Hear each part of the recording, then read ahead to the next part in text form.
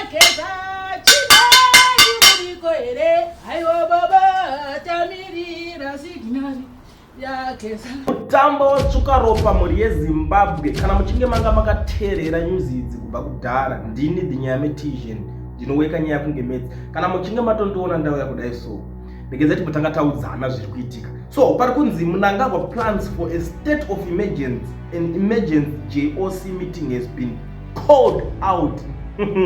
Vapanika chatsuka chikakwata nyika yese yadaira vari kumativi mana nyika vari kunze kwakasiyana siyana. Saka kana uchinge watondiona wauya kudai so uchiziva kuti wewe unodedzera kuti pasi neZanu PF. Tanga nekulike this video right now kuitira kuti ZANU PF yacho iboyikane. Zvinhu zviri muma streets hazvina kuchipa for now.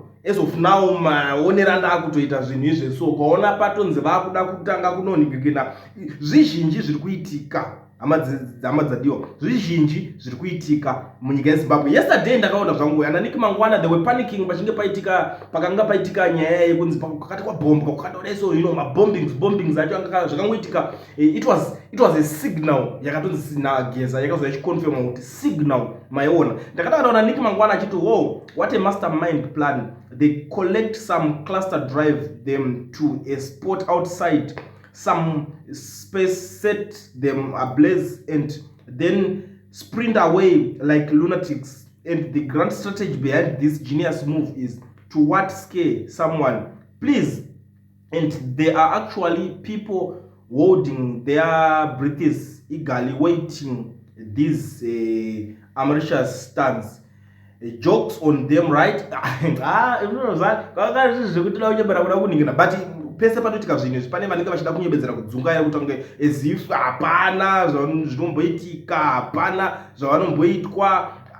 Unoziva kuti zvemuZimbabwe ka but izvezvi situation yandiri kuona payava iko zvinezvi because this signal iyi ndakaitarisa zvangu ini this type of signal haisi yekunzi tatokubombai kana kuti it's just a message yekungokupayo a warning kuti tinogona kungoita zvese. It's a message yekuti vaone kuti the man himself is serious about zvinhu zvaari kutaura. Inga akabva totaura kuti isusu tiri varume veaction. Saka the man himself anga ari kutoonesa kuti aiwa isusu tiri kungokuonesaiwo zvinhu zviripo. Ende pozoita imwe nyaya makambani ematrucks aya paakutobuda imwe message yatiri kuona panapa kunzi tracking alert Zimbabwe demonstrations. We are receiving reports that some major trucking companies have halted trips to Zimbabwe until Monday due to concern over the planned 31 demonstrations. If you are heading the way, check with your sources first. Avoid getting caught in any disruption. Stay safe out there.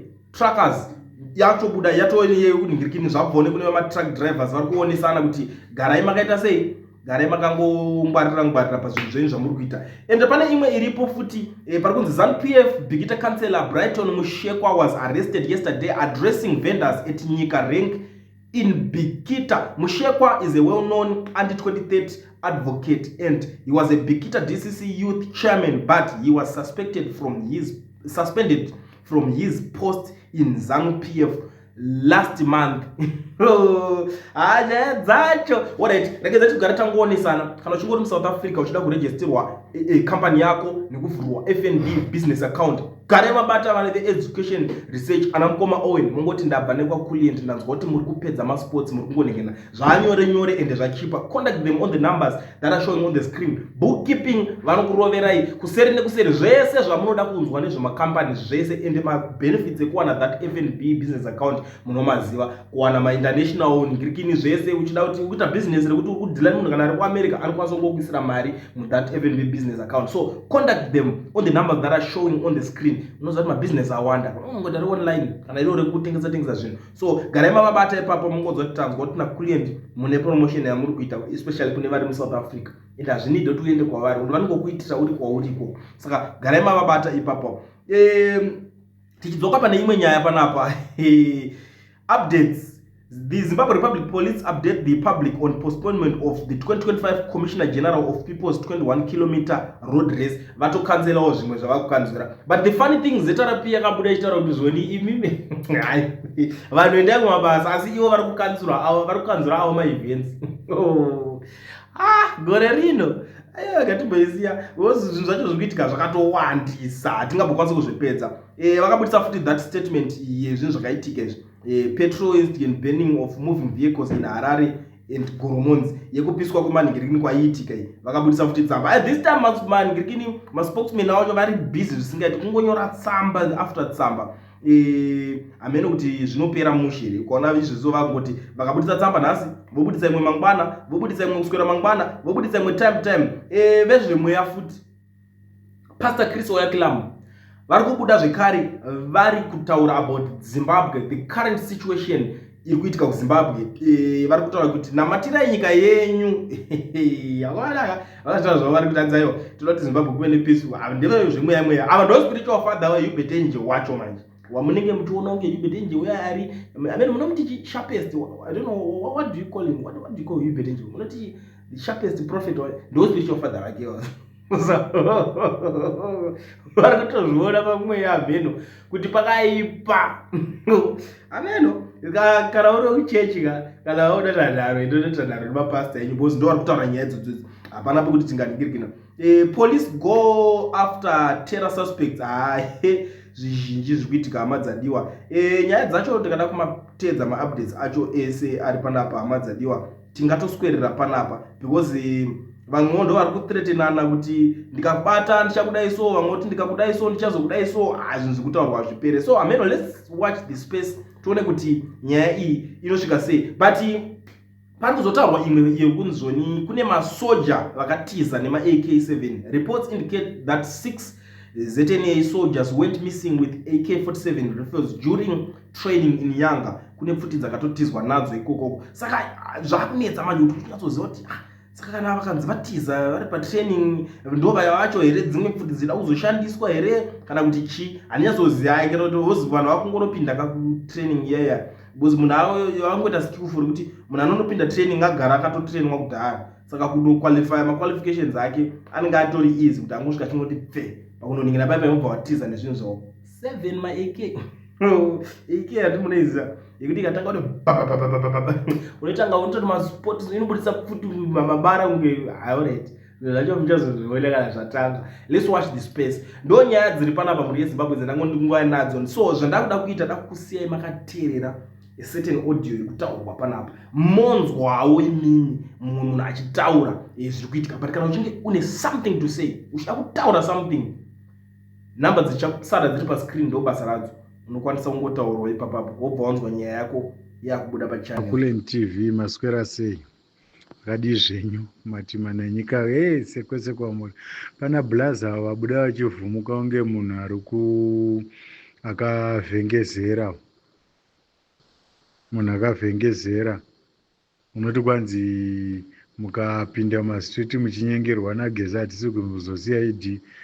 Uri mwana wehure, uri mwana wehure homboiti kuudzi, uri mwana wehure dei waiziva baba wako chaivo chaivo wanga usingatauri mashoko anotaura iwana. Safunga kuti kana muchibana munhu angagwa muchiba upenyu ufumai vana veZimbabwe muchingodya imimi chete chete ruzhinji ruchitambura. Munoona sokuti vanhu vakachena mwoyo, munoona sokuti mwoyo yavanhu muchena. Baba imimi musatijairira mazvinzwa ndava muri gava mwedziro munimi iva muchitijairira blazim. Mukaona nguva mukwane mazvinzwa murodhi ndo matiri kuzopinda ende hatisi kuzorega. Tiri kutokwira mabhazi kuenda kumusha tondopinda murodhi momo. Munojairira vanhu kumusha kure nga muchijairira vanhu. Baba imi mukaona nguva mukwane mazvinzwa. Musoja, mupurisa, muCID, muCIO vese vanoda upenyu hwakanaka. Munoda kuti vanhu vashoma shoma vararame upenyu hwakanaka, vanhu vasora vachigwadamira munyari chembere nemapofu zvichingofa nezvara zvichitambudzika muchipimira vanhu zvima2kg zverice. Inda muri mbwa dzevanhu mugodhoya vanhu inda musinganyari imi munoona sokuti vamwe vanhu vanofanira kuita nhapwa muZimbabwe. Baba vangu vakarwa hondo ini vakafa vasina kana sendre vakapuwa mhani nemi mbwa yemi dzezanope vinda muchijairira vanhu muri imbwa dzevanhu murodhi tiri kuzopinda ende zveshuwa tiri kutopinda 31 munhu wese murodhi andashanduka munyika. Munhu wese anofanira kuratidzira nekuratidzira kune kodzero muzimbabwe. Pamunotaura zimbabwe yamai vako yaunotaura iyo kwete zimbabwe yatakaberekerwa tese. Inda uchijairira vanhu mwana wehure.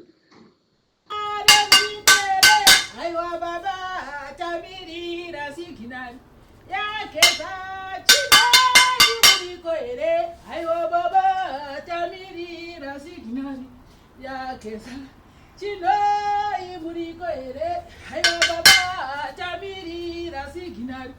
Ya kesa ara resibuka iwe, hayo baba tamirira signal. Ya kesa tamirira signal ere, hayo baba tamirira signal. Ya kesa uruwa yo macho tagagare, hayo baba tamirira signal. Ya kesa